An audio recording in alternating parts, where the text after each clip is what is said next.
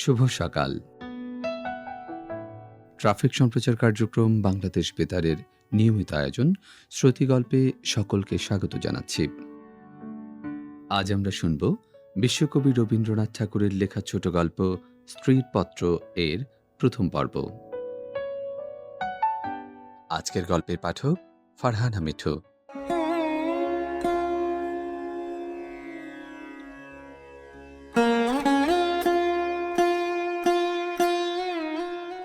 শ্রীচরণ কমলেশু।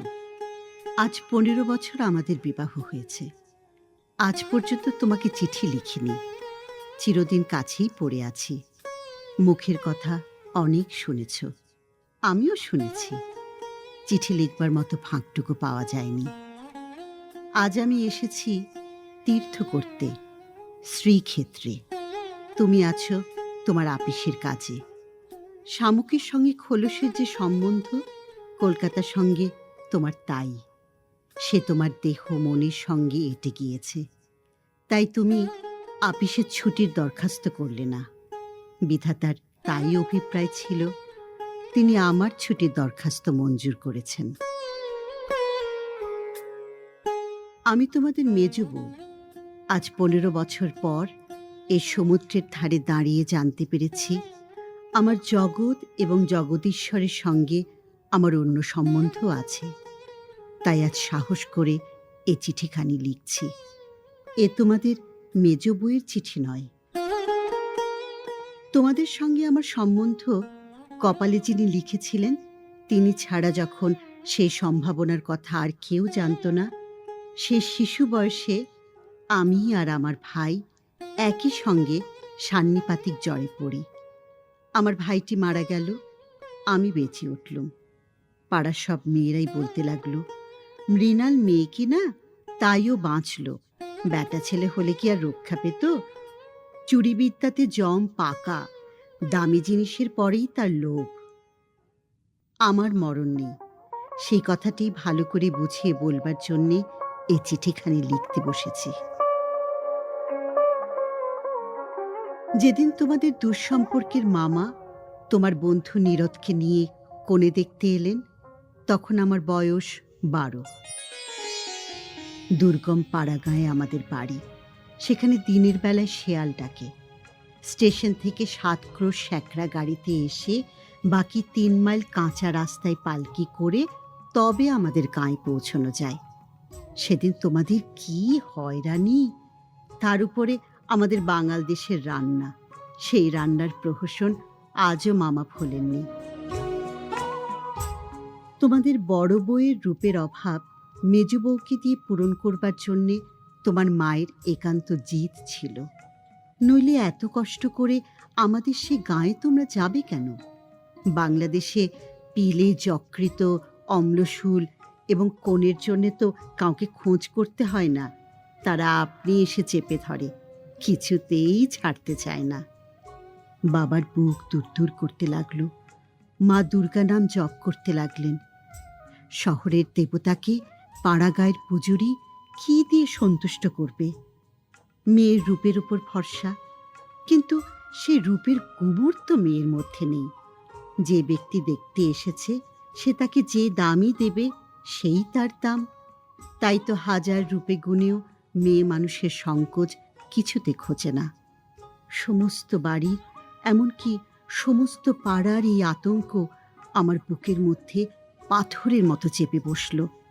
সেদিনকার আকাশের যত আলো এবং জগতের সকল শক্তি যেন 12 বছরের একটি পাড়াগাঁয়ে মেয়েকে 2 জন পরীক্ষকের 2 জোড়া চোখের সামনে শক্ত করে তুলে ধরবার জন্যে পেয়াদাগিরি করছিল। আমার কোথাও লুকোবার জায়গা ছিল না। সমস্ত আকাশকে কাঁদিয়ে দিয়ে বাঁশি বাজতে লাগলো। তোমাদের বাড়িতে এসে উঠলুম। আমার খোঁতগুলো সকলে সবিস্তারে খতিয়ে দেখেও গিন্নির দল সকলে স্বীকার করলেন, মোটের ওপর আমি সুন্দরী বটে। সে কথা শুনে আমার বড় জায়ের মুখ গম্ভীর হয়ে গেল। কিন্তু আমার রূপের দরকার কি ছিল তাই ভাবি। রূপ জিনিসটাকে যদি কোনো সেকেলে পণ্ডিত গঙ্গা মৃত্তিকা দিয়ে গড়তেন, তাহলে ওর আদর থাকত। কিন্তু ওটা যে কেবল বিধাতা নিজের আনন্দে করেছেন, তাই তোমাদের ধর্মের সংসারে ওর দাম নেই। আমার যে রূপ আছে সে কথা ভুলতে তোমার বেশি দিন লাগেনি, কিন্তু আমার যে বুদ্ধি আছে সেটা তোমাদের পদে পদে স্মরণ করতে হয়েছে। ওই বুদ্ধিটা আমার এতই স্বাভাবিক যে তোমাদের ঘরকন্যার মধ্যে এতকাল কাটিয়েও আজও সে টিকে আছে। মা আমার এই বুদ্ধিটার জন্যে ভীষণ উদ্বিগ্ন ছিলেন। মেয়ে মানুষের পক্ষেই এক পালাই। যাকে বাঁধা মেনে চলতে হবে সে যদি বুদ্ধিকে মেনে চলতে চায় তবে ঠোকর খেয়ে খেয়ে তার কপাল ভাঙবেই। কিন্তু কি করব বলো, তোমাদের ঘরের বউয়ের যতটা বুদ্ধির দরকার বিধাতা অসতর্ক হয়ে আমাকে তার চেয়ে অনেকটা বেশি দিয়ে ফেলেছেন। সে আমি এখন ফিরিয়ে দিই কাকে? তোমরা আমাকে মেয়ে জ্যাঠা বলে দুবেলা গাল দিয়েছ। কটু কথাই হচ্ছে অক্ষমের সান্ত্বনা। অতএব সে আমি ক্ষমা করলুম। আমার একটা জিনিস তোমাদের ঘরকন্যার বাইরে ছিল, সেটা কেউ তোমরা জানোনি। আমি লুকিয়ে কবিতা লিখতুম। সে ছাইপাশ যাই হোক না, সেখানে তোমাদের অন্দরমহলের পাঁচিল ওঠেনি। সেইখানে আমার মুক্তি, সেইখানে আমি আমি আমার মধ্যে যা কিছু তোমাদের মেছো বউকে ছাড়িয়ে রয়েছে সে তোমরা পছন্দ করনি, চিনতেও পারোনি। আমি যে কবি সেই 15 বছরেও তোমাদের কাছে ধরা পড়েনি। তোমাদের ঘরের প্রথম স্মৃতির মধ্যে সবচেয়ে যেটা আমার মনে জাগছে সে তোমাদের গোয়াল ঘর। অন্দরমহলের সিঁড়িতে উঠবার ঠিক পাশের ঘরেই তোমাদের গরু থাকে। সামনের উঠোনটুকু ছাড়া তাদের আর নড়বার জায়গা নেই। সেই উঠোনের কোণে তাদের জাবনা দেবার কাঠের গামলা। সকালে বেহারার নানা কাজ। উপবাসী গরুগুলো ততক্ষণে সেই গামলার ধারগুলো চেটে চেটে চিবিয়ে চিবিয়ে খাবলা করে দিত। আমার প্রাণ কাঁপত। আমি পাড়া গায়ের মেয়ে। তোমাদের বাড়িতে যেদিন নতুন এলুম সেদিন এই 2টি গরু এবং 3টি বাছুরি সমস্ত শহরের মধ্যে আমার চিরপরিচিত আত্মীয়র মতো আমার চোখে ঠেকল। যতদিন নতুন বউ ছিলুম নিজে না খেয়ে লুকিয়ে ওদের খাওয়াতুম। যখন বড় হলুম তখন গরুর প্রতি আমার প্রকাশ্য মমতা লক্ষ্য করে আমার ঠাট্টার সম্পর্কীয়রা আমার গোত্র সম্পর্কে সন্দেহ প্রকাশ করতে লাগলেন। আমার মেয়েটি জন্ম নিয়েই মারা গেল। আমাকেও সে সঙ্গে যাবার ডাক দিয়েছিল। সে যদি বেঁচে থাকত তাহলে সেই আমার জীবনে যা কিছু বড়, যা কিছু সত্য সমস্ত এনে দিত। তখন মেজ বউ থেকে একেবারে মা হয়ে বসতুম। মাঝে এক সংসারের মধ্যে থেকেও বিশ্ব সংসারের মা হবার দুঃখটুকু পেলুম, কিন্তু মা হবার মুক্তিটুকু পেলুম না। মনে আছে ইংরেজ ডাক্তার এসে আমাদের অন্দর দেখে আশ্চর্য হয়েছিল এবং আতুর ঘর দেখে বিরক্ত হয়ে বকাবকি করেছিল। সদরে তোমাদের একটুখানি বাগান আছে, ঘরে সাজসজ্জা আসবাবের অভাব নেই, আর অন্দরটা যেন পশমের কাজের উল্টো পিঠ। সেদিকে কোনো লজ্জা নেই, স্ত্রী নেই, সজ্জা নেই। সেদিকে আলো মিটমিট করে জ্বলে, হাওয়া চোরের মতো প্রবেশ করে। উঠোনের আবর্জনা নড়তে চায় না। দেয়ালের এবং মেঝের সমস্ত কলঙ্ক অক্ষয় হয়ে বিরাজ করে। কিন্তু ডাক্তার একটু ভুল করেছিল। সে ভেবেছিল এটা বুঝি আমাদের অহররাত্র দুঃখ দেয়। ঠিক উল্টো, অনাদর জিনিসটাই ছাইয়ের মতো।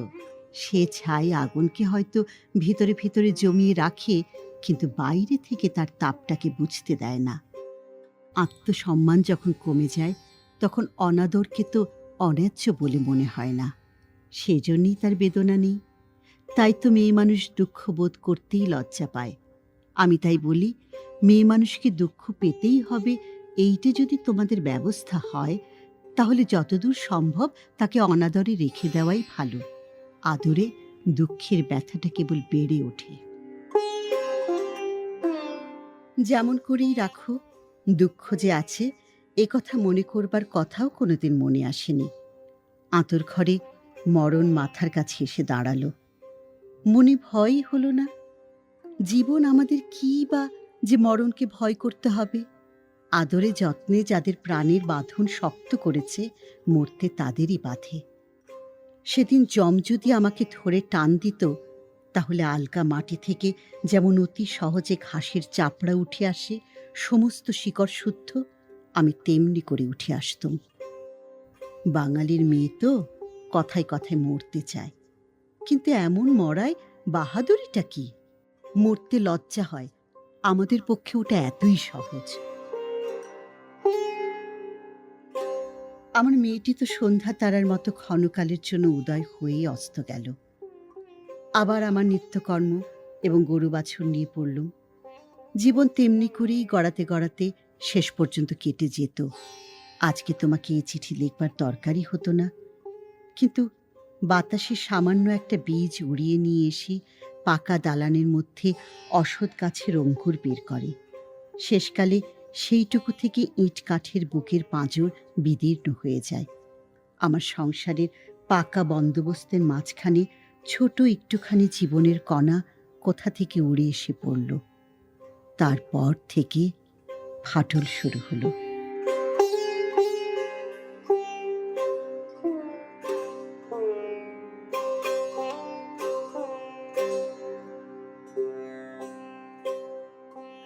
সুপ্রিয় শ্রোতাবৃন্দ, এতক্ষণ শুনলেন বিশ্বকবি রবীন্দ্রনাথ ঠাকুরের লেখা ছোট গল্প স্ট্রিট পত্র এর প্রথম পর্ব। শ্রুতি গল্পের পরবর্তী পর্ব শোনার আমন্ত্রণ জানিয়ে আজ এখানেই শেষ করছি। সকলের জন্য রইল অশেষ প্রীতি ও শুভেচ্ছা।